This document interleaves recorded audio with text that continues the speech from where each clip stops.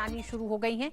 इस बीच सरकार ने आत्मनिर्भर भारत अभियान को सफल बनाने के लिए संरचनात्मक सुधारों के लिए अपनी प्रतिबद्धता जाहिर की है। वित्त मंत्रालय ने उम्मीद जाहिर की है कि सरकार और आरबीआई के साझा कदमों से भारतीय अर्थव्यवस्था कम से कम नुकसान के साथ जल्दी ही पटरी पर आती नजर आएगी। वित्त मंत्रालय के मुताबिक सरकार आगे भी संरचनात्मक सुधारों पर जोर देती रहेगी। आइए एक नजर डालते हैं कि आर्थिक संकेतकों में जो सुधार है वो किस तरह से बेहतर अर्थव्यवस्था को दिखा रहे हैं, उस पर एक नजर डालते हैं। और उसमें सबसे पहले बात करेंगे कृषि क्षेत्र की। कृषि क्षेत्र में 16 जून तक किसानों से गेहूं की खरीद रिकॉर्ड 382 लाख मीट्रिक टन है, जो कि 2012 और 13 के दौरान खरीद के 381.48 LMT के पिछले रिकॉर्ड को पार किया है। वहीं गेहूं के बढ़े हुए MSP का फायदा 42 लाख किसानों को मिला। किसानों को तकरीबन कह सकते हैं 73,500 करोड़ बतौर MSP अदा किया गया है। वहीं जून तक खरीफ की फसल की बुआई में 39% की बढ़ोतरी हुई है। तो ये तमाम वो संकेत एक तरह से कह सकते हैं। खाद की बिक्री में मई महीने में 98% की बढ़त दिखाई दी है। तो ये कृषि क्षेत्र के कुछ संकेतकों की हम बात कर रहे हैं। 16 राज्यों में MSP के तहत लघु वन उपजों की भी 79.42 करोड़ रुपए की रिकॉर्ड खरीद की गई है। अब वहीं एक बार विनिर्माण क्षेत्र में देखते हैं कि इस अनलॉकडाउन के दौरान किस तरह से किस तरह से जो आंकड़े सामने आए हैं वो क्या तस्वीर दिखा रहे हैं। मैन्युफैक्चरिंग और सर्विसेज दोनों ही मांग में अप्रैल के मुकाबले मई में बढ़त दिखाई दे रही है। वहीं बिजली की खपत में अप्रैल महीने के मुकाबले मई और जून में बढ़ी हुई है ये खपत। तो खपत का बढ़ना भी एक बड़ा संकेत है। GST के ई-वे बिल में अप्रैल के मुकाबले 130% का उछाल देखा गया है। तो लॉकडाउन के दौरान और लॉकडाउन के बाद अनलॉक फेज 1 के दौरान जिस तरह के जो आंकड़े सामने आ रहे हैं, पेट्रोलियम पदार्थों की खपत में भी मई में अप्रैल के मुकाबले 47% की बढ़त दिखाई दे रही है। एक बार बात करते हैं सेवाओं के सेक्टर में भी। रेलवे माल ढुलाई मई महीने में 26% बढ़ी है। साथ ही साथ इसके साथ इलेक्ट्रॉनिक टोल संग्रह अप्रैल के मुकाबले मई में 4 गुना बढ़े हैं, जो कि आने वाले समय में इसमें और बढ़ोतरी दिखाई देगी। डिजिटल खुदरा वित्तीय लेन देन अप्रैल के 6.71 लाख करोड़ रुपए से मई में बढ़कर 9.65 लाख करोड़ रुपए हुआ है। वहीं सरकार ने आत्मनिर्भर भारत के लिए जो तमाम बदलाव किए हैं उसमें जो बड़ी बातें रही हैं उस पर एक नजर डालते हैं। वोकल फॉर लोकल की बात की है। मेक इन इंडिया और आत्मनिर्भर भारत की दिशा में सरकार ने जो बड़े कदम उठाए उसमें गवर्नमेंट ई-मार्केट प्लेस GEM पर उत्पादों के पंजीकरण की नई शर्तें जो लागू की गई हैं, उसमें कुछ एक तरह से ऐसी शर्तें कही जा सकती हैं जो आने वाले समय में MSME सेक्टर को एक तरह से नई ऊर्जा देंगे। नए उत्पाद के पंजीकरण के समय कंट्री ऑफ ओरिजिन बताना अब जरूरी होगा। विक्रेताओं को पहले से पंजीकृत सामान के उत्पादन स्थल के बारे में अपडेट करना होगा। तो ये वो तमाम चीजें हैं जो जरूरी कर दी गई हैं। आदेश का पालन न करने पर प्रोडक्ट्स को GEM से हटा दिया जाएगा। GEM पर किसी भी उत्पाद में स्थानीय सामग्री का कितना इस्तेमाल हुआ ये भी पता चल सकेगा। पोर्टल पर मेक इन इंडिया का फिल्टर काम कर रहा है। अब ऐसे उत्पादों को खरीदने का विकल्प होगा जिसमें न्यूनतम 50% स्थानीय सामग्री का प्रयोग हुआ हो। तो ये तमाम वो आंकड़े आज जारी किए गए हैं जो ये बताते हैं कि लॉकडाउन और लॉकडाउन के बाद से अब जो तस्वीर लगातार अर्थव्यवस्था की बदल रही है। बात करेंगे अपने संवाददाता अजय मिश्रा से और साथ ही साथ हमारे साथ आर्थिक मामलों के पत्रकार शिशिर सिन्हा भी जुड़ गए हैं। उनसे जाने की कि इन आंकड़ों की बारीकियां क्या है और आने वाले समय में क्या दिखाई देती है अर्थव्यवस्था की शक्ल। वक्त एक छोटे से ब्रेक का। ब्रेक के बाद अपने दोनों ही साथियों से बात की जाएगी। Hi Riya, how are you? Good. Ma'am board पे रिया की ड्राइंग नहीं दिखी। रिया आप जाओ गेम्स रूम में खेलो, I will call you. Mrs Sharma, Riya की ड्राइंग काफ़ी डिस्टर्बिंग है, इसीलिए बोर्ड पे नहीं लगा। किरण, डोमेस्टिक वायलेंस एक्ट के तहत आपके पति को पहले सिर्फ वार्निंग दी जाएगी और एक प्रोटेक्शन ऑफिसर अपॉइंट किया जाएगा जो कि उनके बर्ताव पे नजर रख सके। इमरजेंसी में मेडिकल और होम शेल्टर फैसिलिटीज भी है। और इतना ही नहीं, राष्ट्रीय महिला आयोग की भी मदद ले सकती हैं आप। You know it's only a drill, and yet you train like it is the real thing. Because one day, at a second's notice, it will be. One day, you'll come together as an invincible team. And every second you save will be a life saved. The Indian Air Force is looking for an exceptional team. A team that is truly a cut above. Join the Indian Air Force to be a cut above.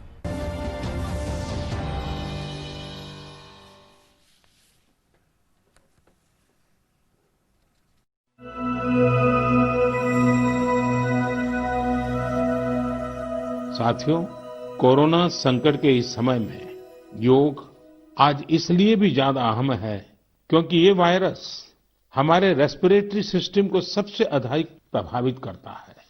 योग में तो respiratory system को मजबूत करने वाले कई तरह के प्राणायाम है जिनका असर हम लंबे समय से देखते आ रहे हैं। ये टाइम टेस्टेड टेक्निक्स हैं जिसका अपना अलग महत्व है।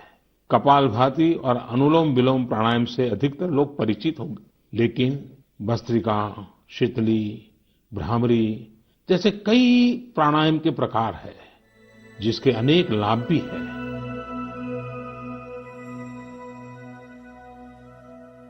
जिसको हम लोग के पास एक प्रिलिमिनरी इंडिकेशंस होता है जिसको हम लोग परचेजिंग मैनेजर इंडेक्स कहते हैं। परचेजिंग मैनेजर इंडेक्स ये बताता है कि उद्योग का माहौल क्या है। और मैं आपको बताऊं कि अप्रैल के महीने में जितनी बुरी हालत थी वो सिंगल डिजिट में चला गया था पीएमआई, और वो जब हम मई के आंकड़े हमने देखे तो वो लगभग 27-28 पे आ चुका था, तो काफी बड़ी रिकवरी हमें देखने को मिली। दूसरी तरफ अगर आप CMI-EA के आंकड़े देखें, जो centre for monitoring of Indian economy के आंकड़े हैं जो रोजगार से जुड़े हुए हैं, वो अनएम्प्लॉयमेंट रेट बताता है कि वो घट करके 11%, 12% की दर पर आ गई है। तीसरा, अगर आप सर्विसेज के लेवल पे देखेंगे तो आज ही एक जो कैब एग्रीगेटर है उनका ये कहना था कि उनकी 70% सर्विसेज जो हैं वो बहाल हो चुकी हैं। तो ये कुछ ऐसे तथ्य हैं जो इस बात की ओर इशारा कर रहे हैं कि हम धीरे धीरे प्री कोविड रिजिम की तरफ बढ़ रहे हैं। देखिए, एक बात तो आप भी मानेंगे या इस बात पर सभी सहमत होंगे कि हमारे लिए एक नया नॉर्मल होने वाला, एक नई सामान्य परिस्थितियां होने वाली है जिसमें बहुत सारी चीजें ऐसी नहीं होंगी जो हमने प्री कोविड रिजिम में देखा था, चाहे वो मैन्युफैक्चरिंग की बात हो, चाहे वो सर्विसेज की बात हो या फिर आपके एग्रीकल्चर की बात हो। लेकिन अच्छी बात यह है कि आंकड़े जो बता रहे हैं कि चीजें अब बेहतर होने शुरू हुए हैं। अगले 2 से 3 महीने हमारे लिए बहुत क्रिटिकल है क्योंकि मॉनसून का समय है। खरीफ का जैसे अगर आप कृषि के मामले में देखेंगे 39% बुआई हुई है अब तक पिछले साल के मुकाबले में। जैसे जैसे मॉनसून की रफ्तार बढ़ेगी खरीफ की बुआई अच्छी होगी। दूसरी ओर अगर आप देखेंगे कि रबी के जो मार्केट में जो बिक्री हुई है वो काफी अच्छी हुई है, उसके आंकड़े भी काफी उत्साहजनक है। तो ग्रामीण अर्थव्यवस्था में अगर जिसको कहते हैं कि आर्थिक गतिविधियों में तेजी आती है तो वहां पर मांग बनेगी, और ग्रामीण अर्थव्यवस्था में मांग आने का मतलब है कि जहां पर हमारी 65% आबादी रहती है, और जब मांग की बात करते हैं चाहे वो FMCG की बात हो या आपके सर्विसेज की बात हो, उसमें थोड़ी बहुत भी बढ़ोतरी होती है तो वो काफी अच्छा साइन होगा। एक और छोटा सा आपके सामने उदाहरण रखना चाहूंगा। दोपहिया वाहनों की बिक्री में जो है हमने थोड़े सुधार होते हुए देखे हैं। 4 पहिया वाहन की बात करें, कार की बात करें तो वो प्री कोविड रिजिम वाले ऑर्डर अभी कंप्लीट हो रहे हैं, तो फ्रेश ऑर्डर के भी बहुत ज्यादा जानकारी नहीं है, लेकिन 70%, 60 से 70% इंक्वायरी आई है। तो ये सारे आंकड़े इस बात की ओर इशारा कर रहे हैं कि चीजें थोड़ी बेहतर हुई हैं। अब यहां से हम इन बेहतर के आंकड़ों या जो चीजें हमारे पास हो चुकी है हम उसका और इस्तेमाल कर आगे कैसे हम मांग नए सिरे से पैदा कर सकते हैं, ये हमारे लिए सबसे बड़ी कोशिश, यही हमारे लिए लक्ष्य होना चाहिए। शिशिर, आपने न्यू नॉर्मल फिनोमेना की बात की। अगर हम बात करें कि इस 2 महीने की अवधि के दौरान भारत में PPE यानी व्यक्तिगत सुरक्षा उपकरण जो है वो दुनिया का सबसे बड़ा निर्माता बन गया है भारत। ऐसे में क्या आपको लगता है मई और जून में बिजली और ईंधन की खपत, माल के अंदर की आवाजाही जो रही है उसमें जो बढ़ोतरी हुई है, ये न्यू नॉर्मल के साथ भारत की जनता धीरे धीरे अपना सामंजस्य एक उसको एक्सेप्ट करना और उसमें तमाम उन संभावनाओं को तलाश के आगे बढ़ना भी ये आंकड़े दिखा रहे हैं?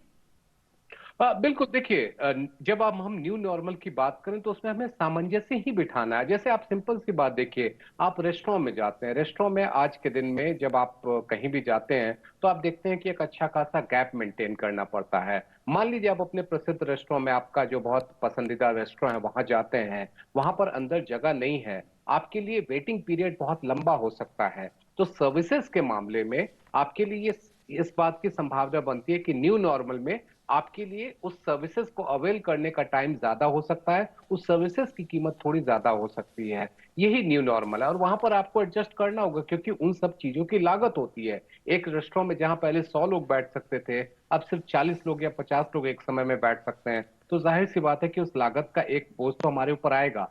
लेकिन फिर भी मैं कहूंगा कि चूंकि दुकानदार या जो भी कारोबारी हैं, उन्हें अपने सामान को बेचना है, तो वो अचानक बहुत ज्यादा दाम भी नहीं बढ़ा सकते हैं। तो वो अपने मुनाफे में कटौती करना चाहेंगे, ये भी एक न्यू नॉर्मल होगा। और मुनाफा नहीं भी होगा, कई बार ये भी हो सकता है कि जितनी आपकी लागत है उतना ही आपको पैसा भी मिल रहा है। ये भी स्थिति कुछ समय तक बनी रहेंगी। तो ये सारे हम फिनोमिना जो है अगले 2 से 3 महीने में देखेंगे। और जब आपने पीपीई की बात की, पीपीई के साथ N95 मास्क भी जोड़ दीजिए। ये दोनों के मामले में हम कितनी तेजी से आगे बढ़े हैं और हम बड़े पैमाने पर उसका एक्सपोर्ट कर रहे हैं, ये हमारे लिए इस कोविड पीरियड में, जिसको हम लोग कहते हैं कि अपॉर्चुनिटी कैसे क्रिएट हुई है, उसका ये एक उदाहरण। जी शिशिर, सरकार की प्रतिबद्धता ग्रीन शूट्स पर निर्माण पर है। क्या आपको लगता है संरचनात्मक सुधार और जो सामाजिक कल्याण दोनों को एक साथ लेके चलने की जो सरकार ने अपनी प्रतिबद्धता दिखाई है, उससे इस लक्ष्य को हासिल करने में कितनी मदद मिलेगी और कितनी तेजी से इसे हासिल कर सकेगा भारत? देखिए, एक कमिटमेंट होता है, किस चीज का कमिटमेंट होता है? सोशल वेलफेयर का कमिटमेंट होता है कि ज्यादा से ज्यादा मजदूर जो हैं, ज्यादा से ज्यादा जो कामगार हैं, उनको अपने रोजगार से हाथ ना धोना पड़े। अभी के समय में अगर आप देखेंगे तो मार्केट में उस तरह की क्राउड नहीं आई है, मार्केट में उस तरह की बिक्री नहीं आई है, जिसका असर ये हुआ है कि कई मैन्युफैक्चरर्स ऐसे हैं जो अभी प्रोडक्शन को बहुत ज्यादा रैंप अप नहीं कर रहे हैं, क्योंकि उनको मालूम नहीं है कि मार्केट में डिमांड कैसे आएगी। लेकिन वही दूसरी अगर आप देखेंगे, जैसे आपको पता होगा कि 100 से करीब में अगर कामगार हों और उसमें से 90% के लिए जो 15,000 रुपए जिनकी तनख्वाह, वहां पर 24% सरकार योगदान कर रही है। उसी तरीके से अगर आप एमएसएमई की क्रेडिट गारंटी लाइन में देखेंगे तो आप लगभग 60 से 70,000 करोड़ रुपए का जो है वो सैंक्शन हो चुका है। तो यानी कि कई उद्यम जो है वो अपना काम शुरू करने के लिए तैयार है, काम शुरू करने में लग गए हैं। अब यहाँ पर जरूरत इस बात की है कि बाजार में मांग कैसे आगे बढ़ती है, क्योंकि हमें इस बात को नहीं भूलना चाहिए कि जब तक बाजार में मांग की स्थिति नहीं बनेगी, उत्पादक सामान नहीं बनाएगा। एमएसएमई सेक्टर को लेकर शिशिर जी, जो बातें अभी तक की गई हैं, जो बदलाव बड़े किए गए हैं, क्या उसका असर भी इन आंकड़ों में दिखाई देता है, या ये आंकड़े उसके उन सुधारों के लिए आधार तैयार कर रहे हैं? बिल्कुल, देखिए, एमएसएमई की आप इसी बात को महत्व को समझ लीजिए कि आज 6.5 करोड़ के लगभग में हमारे एमएसएमई यूनिट हैं। उनका अगर आप जीडीपी में कंट्रीब्यूशन कहिएगा तो लगभग 30% है। उद्योग में माफ कीजिएगा, निर्यात में कहिएगा, उनकी भागीदारी लगभग 48 से लेकर के 49% के बीच में है। तो एमएसएमई को हम जितनी तेजी से अपने पैरों पे खड़ा कर पाएंगे, उतनी ही तेजी से हमारी अर्थव्यवस्था को बढ़ावा मिलेगा। और अच्छी बात यह है कि जो इमरजेंसी क्रेडिट गारंटी लाइन के हमने जो नतीजे देखे हैं, इसका मतलब है कि उद्यम जो हैं वो अपने काम को नए सिरे से शुरू करने के लिए तैयार हैं और कई लोगों ने शुरू कर दिया है। अब यहाँ पर जरूरत इस बात की है कि बाजार किस तरीके से ज्यादा फैलाव होता है, ज्यादा खुलता है। अब यही उम्मीद करनी चाहिए कि अभी जो संक्रमण की जो स्थिति है उसमें थोड़ी कमी आए, लोग थोड़ा सा बाजार में जाएं, सामान खरीदें, एसेंशियल्स और नॉन एसेंशियल्स दोनों खरीदें, तब जाकर के इंडस्ट्री के लिए और एमएसएमई के लिए बाजार में अपने आप को नए सिरे से स्थापित करने में काफी मदद मिलेगी। बाजार में मांग को बढ़ाने की जब हम बात करते हैं, और वो एक तरह से कह सकते हैं कि वो सबसे ज्यादा जरूरी आज की तारीख में, जिस संकट को 3 महीने से कह सकते हैं, 3 साढ़े 3 महीने से भारत देख रहा है कोरोना के दौरान, उसमें वो कौन सी चुनौतियां आपको दिखाई देती हैं शिशिर जी सामने अभी? देखिए, सबसे बड़ी चुनौती है कि अभी भी एक बड़ी आबादी ये है जो आश्वस्त नहीं हो पा रही है कि उनकी नौकरी सुरक्षित है। देखिए, हमारे देश में लगभग 44 करोड़ जो है वो कामगार हैं। इसमें से आप ये समझ लीजिए कि 40 करोड़ से ज्यादा जो हैं वो आपके प्राइवेट सेक्टर में है और इनफॉर्मल सेक्टर्स में है। जो सरकारी क्षेत्र में है उनके लिए तो एक नियमित तनख्वाह की बात है, या निजी क्षेत्र में भी कई ऐसे उद्यम है जहां पर निश्चित तनख्वाह मिलती है, लेकिन एक बड़ी संख्या ये है जिनको निश्चित तनख्वाह नहीं मिलती है। एक सामान्य आंकड़ा ये बताता है कि 22% लोगों को ही नियमित तनख्वाह मिलती है, लगभग 78% है जिनको ऐसा नहीं मिलता है। अब उनकी दिक्कत यह है कि वो आश्वस्त नहीं हो पा रहे हैं कि उन्हें बाजार जाकर के खर्च करना चाहिए या नहीं करना चाहिए। वो अपनी जमा पूंजी को और सहेज करके रखना चाहते हैं। सामाजिक सुरक्षा को लेकर के हम चुनौती रही है, तो ये एक ऐसा मुद्दा है। वो जो डर है कि हम आगे चल करके हमारा क्या होगा, वो डर अभी पूरी तरह से गया नहीं है और ये डर निकलने में थोड़ा समय लगेगा और यही मांग के ना बढ़ने के पीछे एक बड़ी वजह है। जी शिशिर जी, और ऐसे समय में जब तमाम उपाय, तमाम सुधार किए जा रहे हैं, आत्मनिर्भर भारत की बात कर रहे हैं, अर्थव्यवस्था को मजबूत या यूं कहें एक नया रूप देने की भी तैयारी हो रही है, ऐसे में जब हम आत्मनिर्भर भारत में कुछ उन सामानों की रोक, उस पर पाबंदी या विकल्प मेक इन इंडिया की बात करते हैं, वो कितना आसान और मुश्किल लगता है? क्या कितना ये माहौल, कितना ये वक्त इस कोरोना ने हमें उसके लिए तैयार किया हुआ दिखाई दे रहा है? देखिए, बहुत आसान तो नहीं है। आज हम सभी लोग जिस सिस्टम में रह रहे हैं, जिस व्यवस्था में रह रहे हैं, अपने आसपास में देखिए तो ऐसी बहुत सारी चीजें हैं जो मेक इन इंडिया नहीं है। इवन कि जहां जो बहुत सारे सामान ऐसे हैं जो हमारे देश में असेंबल होते हैं।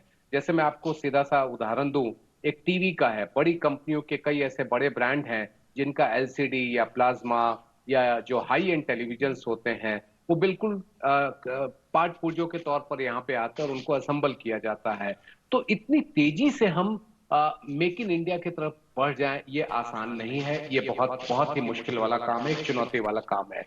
लेकिन एक अच्छी चीज ये हो रही है कि एक उद्यमिता के अंदर ये चलन हो रही है कि कैसे हम उसको बना सकते हैं। जैसे आपने पीपीई का जिक्र किया था या N95 का जिक्र किया था। आप 4 महीने पहले देखिए तो पीपीई की बात आती थी तो हमें लगता था कि हम बना ही नहीं सकते हैं। आज वो बनना शुरू हो गया है। अब जरूरत इस बात की है कि हम उसको किस तरीके से रैंप अप करते हैं। यही चीज टेक्नोलॉजी में भी है। हमारे अपने जो इंडियन ब्रेन्स हैं वो सिलिकॉन वैली में अपना लोहा मनवा चुके हैं। अब वही ब्रेन क्या यहाँ पर वो अपना लोहा मनवा सकते हैं? क्या वो अपना काम कर सकते हैं? क्या हम उसके लिए कंड्यूसिव एनवायरनमेंट दे सकते हैं? क्या हम उनको वो इंकरेजमेंट दे सकते हैं? जैसे जब रिवर्स माइग्रेशन की बात हम लोग करते रहे हैं तो हमने ये पाया कि यहाँ से भारी तादाद में लोग जो हैं बड़े शहरों से गांव में चले गए। क्या हम इस बात को सोचे कि जो हमारे टेक्निकल स्किल्ड पर्संस हैं जो दुनिया के अलग अलग देशों में काम कर रहे हैं, क्या हम उनको यहाँ पर ला करके, हम उनको वापस बुला करके उनके लिए एक प्रोत्साहन वाली व्यवस्था तैयार करें? तो शायद हो सकता है ये जो हम अभी जिन मुश्किलों की बात कर रहे हैं, जिन दिक्कतों की बात कर रहे हैं, जिन चुनौतियों की बात कर रहे हैं, उनको पार पाने में हमें ज्यादा दिक्कत नहीं। शिशिर जी, हमने ये भी देखा है कि जिस तरह से लगातार एमएसएमई को बढ़ावा देने की बात की जा रही है, कई बड़े परिवर्तन किए गए हैं, उसी में जिस तरह से आपातकालीन क्रेडिट लाइन गारंटी योजना के तहत अभी तक 79,000 करोड़ रुपए के एक तरह से कर्ज ऋण को मंजूरी दी गई है। ये तकरीबन 19 लाख एमएसएमई और अन्य कारोबारियों को लॉकडाउन के बाद अपने अपने व्यवसायों को फिर से शुरू करने में मदद मिली है, ये भी कह रहे हैं। क्या आपको लगता है कि और जो तमाम सुधार किए गए, कि खासकर उन एमएसएमई की अगर हम बात करें जो इस लॉकडाउन के दौरान पूरी तरीके से शायद जिन्होंने दम तोड़ दिया है या बैठ गई हैं, उनको एक बार फिर से जीवित करने में ये जो आंकड़ा है ये कितनी मदद करेगा? क्या इसके साथ और भी तमाम राज्य सरकारों को कुछ और पहल करने की भी जरूरत आपको लगती है? देखिए, आपने इमरजेंसी क्रेडिट गारंटी लाइन की बात की, मैं इसके साथ दो और जोड़ देता हूं। एक जो कि डिस्ट्रेस फंड है और एक तीसरा जो है फंड ऑफ फंड्स की बात है। ये तीनों का अगर आप बुके देखें, पहला आपको ये कहता है कि जितने भी कारोबार हैं जिसमें एमएसएमई भी शामिल हैं, जिनका सालाना कारोबार 100 करोड़ रुपए का है, उनको 5 करोड़ रुपए तक का कर्ज वर्किंग कैपिटल के तौर पर मिलेगा। दूसरा आपका ये है कि जो एमएसएमई मान लीजिए एनपीए में तब्दील हो गए हैं जिनके कर्ज, उनकी मदद के लिए एक फंड का इंतजाम किया गया है। और तीसरा ये है कि जिन एमएसएमईज में आगे बढ़ने की संभावना है उनमें इक्विटी निवेश करके उनको प्रोत्साहित करने की योजना बनाएगी, जिसको हम लोग फंड ऑफ फंड्स के नाम से जानते हैं। तो इन तीनों जो एलिमेंट्स हैं, इन तीनों जो इंस्ट्रूमेंट हैं, इसका बड़े पैमाने पर फायदा जो है वो एमएसएमई को तो मिल ही रहा है। ऐसे बहुत सारे बिजनेसेस हैं, चाहे आप रिटेल में देख लीजिए, चाहे आप होटल इंडस्ट्री में देख लीजिए, जिनके लिए वर्किंग कैपिटल में पैसे जुटाना आज के दिन में आसान नहीं था। लेकिन अगर उनको 7.5% की दर पर एक सरकारी बैंक से उनको कर्ज मिल जाता है अपने काम को शुरू करने के लिए, तो ये उनके लिए बड़ी मदद होगी। यही वजह है कि जो लक्ष्य इमरजेंसी क्रेडिट गारंटी लाइन में 3 लाख करोड़ और 45 लाख यूनिट्स को मदद करने की थी, आप सोचिए कि आज हम जून में 23 तारीख को बात कर रहे हैं और लगभग 19 लाख लोगों को 69-70 हजार करोड़ रुपए के लिए कर्ज मंजूर कर दिए गए हैं। बाकी दो के अभी बहुत सारे डिटेल्स नहीं आए हैं, वो भी डिटेल्स आएंगे तो आपको पता चलेगा कि बड़ी संख्या में जो हमारे कारोबारी हैं उनकी मदद के लिए ये जो इंस्ट्रूमेंट्स हैं ये इन पर काम शुरू हो चुका है। अब जरूरत इस बात की कि स्टेट गवर्नमेंट्स लेबर के मामले में उनको ज्यादा से ज्यादा सपोर्ट करे। देखिए, लेबर में स्टेट गवर्नमेंट का बहुत बड़ा रोल होता है। लेबर लॉस में बहुत सारे स्टेट गवर्नमेंट्स ने अपने अपनी नीतियों में बदलाव करने की कोशिश की। उन्होंने ये कोशिश की कि हम जितना ज्यादा इसको फ्लेक्सिबल बना सके, लेकिन ये दांव उल्टा पड़ गया। तो ऐसे में स्थिति अच्छा ये होगा कि हम एक सामान्य जो श्रम कानून है उनको हम लागू करने की कोशिश करें, और जो उद्यम की जरूरत है, चाहे वो उत्तर प्रदेश में अगर आप देखिए तो किस तरीके से उनकी मदद के लिए सरकार आगे आई है, इसी तरीके से हर राज्य सरकार अपने यहाँ पे जो लोग उनके वापस आए हैं उनके स्किल को देखते हुए एक डेटाबेस तैयार करें, इंडस्ट्री के साथ शेयर करें, और फिर वो चाहे वो एमएसएमई हो या लार्ज इंडस्ट्री है उन लोगों को एम्प्लॉय करें। तो इसका फायदा मजदूरों को भी होगा, कामगारों को भी होगा, उद्यम को भी होगा और राज्य सरकारों को भी। शिशिर जी, अंत में क्या कोरोना के इस दौर में आपको लगता है कि भारतीय अर्थव्यवस्था में और खासकर उद्योग जगत में, तमाम छोटे लघु उद्योग जगत में कुछ ऐसे बड़े बदलाव सरकार ने किए हैं जिनके लिए न सिर्फ आर्थिक सुधार ही जरूरत थी लेकिन एक पॉलिटिकल विल की भी जरूरत थी? उसने ये मौका जरूर दिया सरकार को ये तमाम वो सुधार करने के जिसके की असर आने वाले समय में दिखाई देंगे। एक लंबे समय से इंतजार था। बिल्कुल। देखिए, मैं एक छोटा सा उदाहरण दूं। जो एमएसएमई की परिभाषा थी, उस परिभाषा को लेकर के वो बिल जो है वो संसद में पिछले सत्र में वो लैप्स हो चुका था, क्योंकि उस पर राजनीतिक तौर पर सहमति नहीं बन रही थी। यहाँ तक कि जो सत्तारूढ़ पार्टी हैं उनके अपने जो सहयोगी हैं वो सहयोगी भी उसका विरोध कर रहे थे। ऐसी हालत में आपके लिए परिभाषा में बदलाव करना आसान नहीं था, लेकिन एक झटके में वो परिभाषा बदल दी गई, उसके लिए अध्यादेश भी लागू कर दिया गया और उम्मीद करनी चाहिए कि मानसून सत्र में उसके लिए जो कानूनी प्रक्रिया है वो भी पूरी कर ली जाएगी। तो ये एक उदाहरण है जिसकी जो इस बात को दिखाता है कि अगर आपके लिए कोई परेशानी आती है, उस परेशानी के दौर में आप कुछ ऐसे बड़े कदम उठा सकते हैं जो पहले संभव नहीं हो पा रहा था। ऐसे बहुत सारे आर्थिक सुधार है। आर्थिक सुधार एक नियमित प्रक्रिया है, ये नहीं कि आपने एक काम किया और काम खत्म हो गई। आपने आत्मनिर्भर भारत के तहत 70 उपाय किए, जिसमें आपके नीतिगत सुधार से जुड़े हुए थे, वित्तीय सहायता से जुड़ी हुई थी। उससे बात खत्म नहीं हो जाती, अभी ये प्रक्रिया जारी रहेगी। तो हमें उम्मीद ये है कि आने वाले दिनों में कुछ और बड़े कदम, खास तौर पे जो विदेशी निवेश से जुड़े हुए फैसले हैं, उस पर हम काम होता हुआ देखेंगे। जी हाँ शिशिर जी, बिल्कुल ये प्रक्रिया जारी रहेगी और उसके एक असर भी भारतीय अर्थव्यवस्था पर आने वाले समय में दिखाई देंगे। बहुत बहुत शुक्रिया इस विस्तार से आज के तमाम ये जो आंकड़े जारी किए गए उनका विश्लेषण करने के लिए भी और भारतीय अर्थव्यवस्था के आने वाले समय की संभावनाओं पर रोशनी डालने के लिए बहुत बहुत शुक्रिया शिशिर जी। तो इस कार्यक्रम में बस इतना ही। डीडी न्यूज पर खबरें जारी रहेंगी। मुझे दीजिए इजाजत। नमस्कार।